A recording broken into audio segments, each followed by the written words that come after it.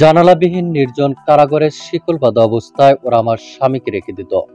ওরা আমার স্বামীকে অনেক বেশি অত্যাচার করেছে, যে অত্যাচারের ভাষা আমি আমার মুখে প্রকাশ করতে পারবো না। আরমানের পাশে বসে আয়নাগরের স্বামীর সঙ্গে ঘটে যাওয়া ঘটনার বর্ণনা দিচ্ছিলেন স্ত্রী তাহমিনা। সেই সাথে আয়নাগরের কারিগর শেখ হাসিনার বিচার চেয়েও এবার কঠোরভাবে কথা বলেছেন তাহমিনা। এদিকে মন্তব্য রয়েছে আরমানের স্ত্রী তাহমিনার কাছে আয়নাগরের ঘটনা শুনে শিহরিত হয়েছেন বুবলি। এ বিষয়ে বিস্তারিত জানতে পুরো ভিডিওটি দেখে সঙ্গে থাকুন। ৮ বছর আগে গুম হওয়ার পর হঠাৎ ৮ বছর পরে বাড়িতে ফিরেন আরমান এবং বাড়িতে এসে অসুস্থ অবস্থায় ছিলেন তিনি। এ সময় কোনো সংবাদ মাধ্যমের সাথে কথা বলেননি আরমান কিংবা তার পরিবারের কেউ। কিন্তু সম্প্রতি সময় দেখা গেল বিদেশি সাংবাদিকদের সাথে কথা বলছেন আরমান ও তার স্ত্রী এবং তার মা। সেখানেই আয়নাগরের বর্ণনা দিচ্ছিলেন আরমানের স্ত্রী তাহমিনা আক্তার।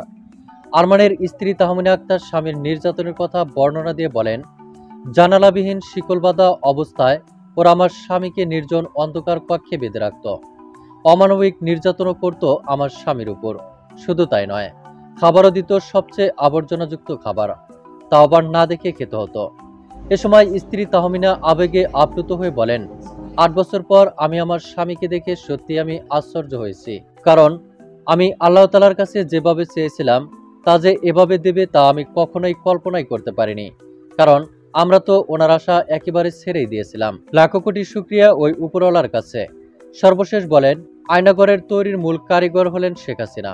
তাই আয়নাগরের যে কারিগর তাকে দেশে এনে শাস্তি দেওয়া হোক, এটাই আমার একমাত্র চাওয়া।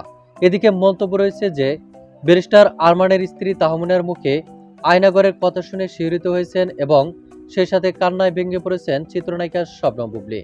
তো প্রিয় দর্শক, এ বিষয়ে আপনার কি মন্তব্য তা আপনার ধারণা মোতাবেক কমেন্ট করে জানিয়ে দিন নিচের কমেন্ট বক্সে।